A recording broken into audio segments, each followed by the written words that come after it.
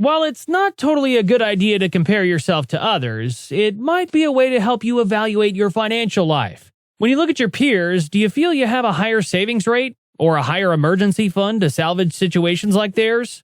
The answer totally lies with you. You may not be able to afford opulent mansions, or buy shiny sports cars, or go on expensive vacations. But the thing is, if you can live at certain benchmarks without getting your finances into a mess, then you're better off than many people. And most importantly, you're the dream of many Americans.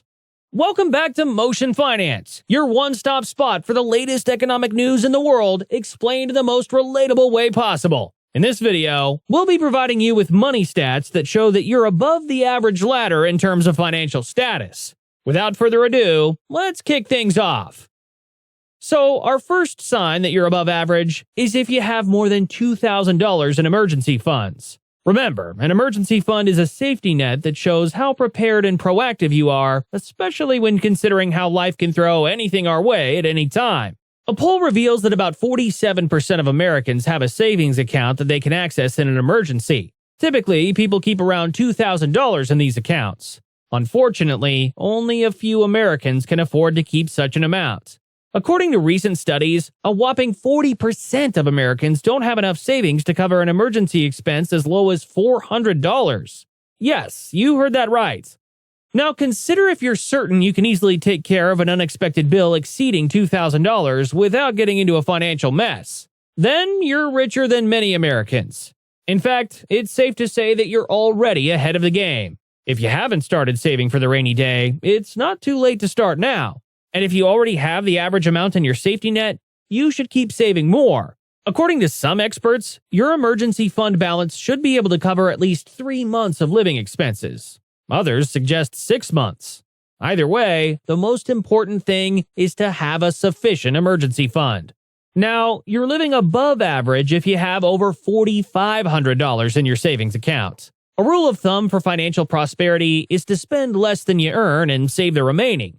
But that's easier said than done. Saving money isn't always easy, especially with many temptations out there. Sometimes we find ourselves splurging on impulses, latest designer shirts, latest phones, and other luxury items that can eat deeply into our income. But if you consistently set aside a portion of your income each month and don't live from paycheck to paycheck, give yourself a pat on the back. You're simply exhibiting discipline and foresight, two qualities that set one up for financial success. A study reveals that 51% of Americans have savings accounts with $5,000 or less. Plus, 35% didn't have $1,000 set up in those accounts. Therefore, the median amount saved by Americans has been pegged at $4,500. So if you have a savings account with over $4,500, you're richer than more than half of Americans.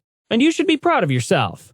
It doesn't matter what goal you're saving for, whether for a big purchase or toward retirement. Whichever goal it is, prioritizing savings puts you in a league of your own. Here are some saving tips. Some experts recommend having the equivalent of your total annual salary saved by the age of 30, 3 times your salary saved by 40, 6 times by 50, 8 times by 60, and 10 times by 67. Judging by this benchmark, are you on par with it? If not, it's never too late to start saving. Our third sign that you're above average is when your total credit card debt is below $6,500. In today's world, many people find themselves living in debt. It can feel like a never-ending cycle from student loans to credit card debt. But if you're not drowning in outstanding financial obligations or actively working to control your debt, you're already miles ahead of the curve. A study reveals that the typical American adult has a balance of $6,569 in their credit card accounts. That's to show you how much most Americans are indebted. And the worst part is that the debt keeps growing over time. In fact, according to figures obtained from the Federal Reserve Bank of New York, credit card debt in the United States reached a whopping $925 billion in the third quarter of 2023 compared to $38 billion from the first quarter. This is a whopping 2,332% increase. Let's face it, you're doing better than most people, especially Americans, if your credit card debt is below $6,500. The problem with credit card debt is that not paying it off in full within the specified period makes it quickly become unmanageable. Also, people with fixed incomes and close to retirement may find it challenging to pay off credit card debt. But let me tell you this, paying off your debt isn't insurmountable. You just don't want to wait until it causes you unnecessary distress before taking positive steps towards reducing its burden. After all, it's a sign of financial maturity and responsibility. Another sign you're living an above-average life is if your 401k account is above $30,000.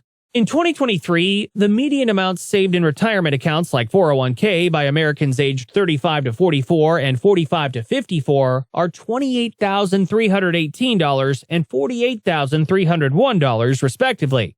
So if you're in your mid-30s and have over $36,000 in your 401k, you're ahead of most of your contemporaries.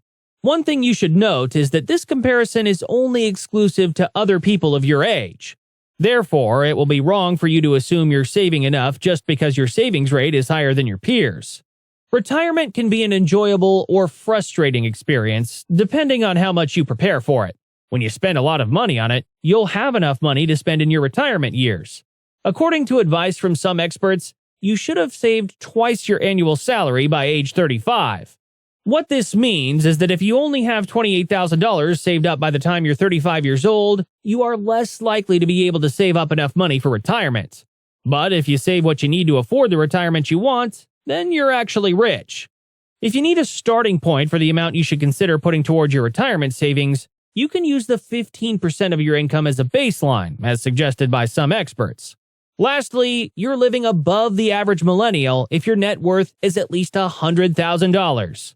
If you really want to know how much you're worth, then you need to calculate your net worth. Your net worth is what's left after you deduct your liabilities from assets. Let me help you.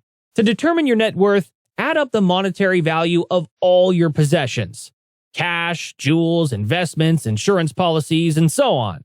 Then deduct all you owe: mortgages, school loans, and credit card debts. What's left after that is your net worth. The net worth of an average American between the ages of 35 and 44 as of 2023 was $76,000.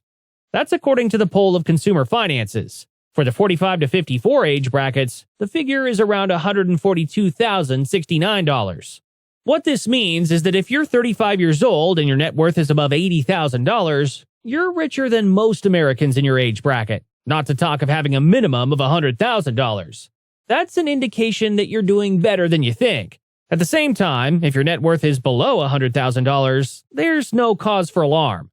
There are a lot of ways you can gauge your financial success. You may want to perform a net worth analysis. That way, you'll determine what you need to do to attain your financial goal. And that's all we have for you today. There is really no magic formula for being financially prosperous other than managing one's money in a way that supports wealth building. You don't have to freak out if you're not yet in a league of those who are richer, at least, than average Americans.